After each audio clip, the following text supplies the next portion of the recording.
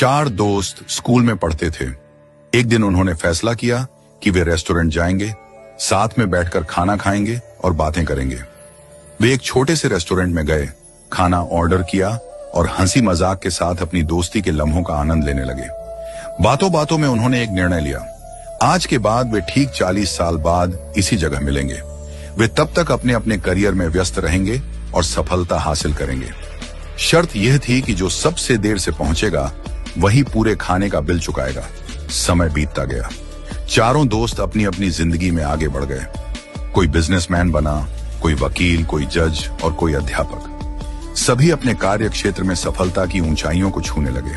40 साल बाद अब वह छोटा सा रेस्टोरेंट एक भव्य 5 स्टार होटल बन चुका था और वहां काम करने वाला एक साधारण वेटर अब उस होटल का मालिक बन चुका था। वह भी उस दिन का इंतजार कर रहा था। समय आया और पहले एक दोस्त पहुंचा, फिर दूसरा, फिर तीसरा। वे एक दूसरे से मिलकर बेहद खुश हुए, लेकिन चौथा दोस्त अभी तक नहीं आया था। थोड़ी देर बाद होटल के रिसेप्शन पर फोन आया। होटल मालिक ने फोन उठाया और कहा, आपके चौथे मित्र ने कहा है कि आप लोग खाना शुरू कर दीजिए, वह बस आने ही वाले हैं। तीनों ने सोचा कि शायद वह किसी काम में फंस गया होगा और सबसे देर से आने वाला वही होगा। उन्होंने भोजन किया, पुरानी यादें ताजा की, अपनी अपनी जिंदगी के अनुभव बांटे।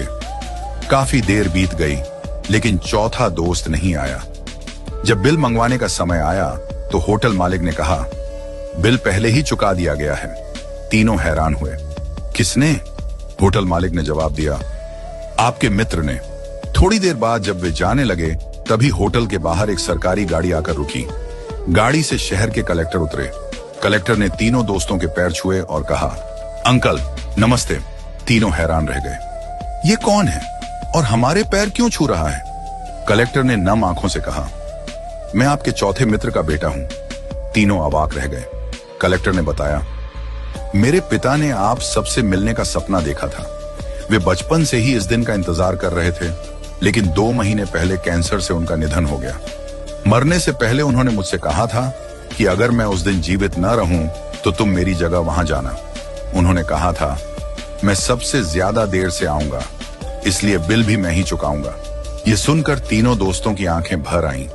तीनों दोस्तों को अपने मित्र की मृत्यु का गहरा दुख हुआ, लेकिन उससे भी ज्यादा दुख इस बात का था कि 40 साल तक वे एक दूसरे से नहीं मिले। क्यों इतनी जिद की कि 40 साल इंतजार करना पड़ा? क्या फायदा ऐसी शर्त का जो दोस्ती से ज्यादा महत्वपूर्ण हो गई? आज हम भी अपनी जिंदगी में यही गलती कर रहे हैं। हम अपने परिवार, रिश्तेदारों और दोस्तों से मिलने का समय नहीं निकालते।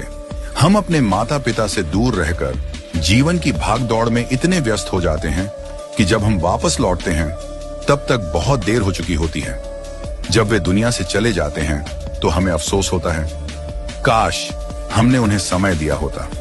हमारे पास धन दौलत, ऐशो आराम, गाड़ियां और बंगले हो सकते हैं, लेकिन अगर हमारे पास अपने लोगों के लिए समय नहीं है तो हमारे पास कुछ भी नहीं है। भगवान श्री कृष्ण कहते हैं, वसुधैव कुटुंबकम, यानी पूरी दुनिया एक परिवार है। इसलिए पैसा कमाने से ज्यादा रिश्ते कमाने पर ध्यान दें। जो वक्त बीत जाता है वह कभी वापस नहीं आता।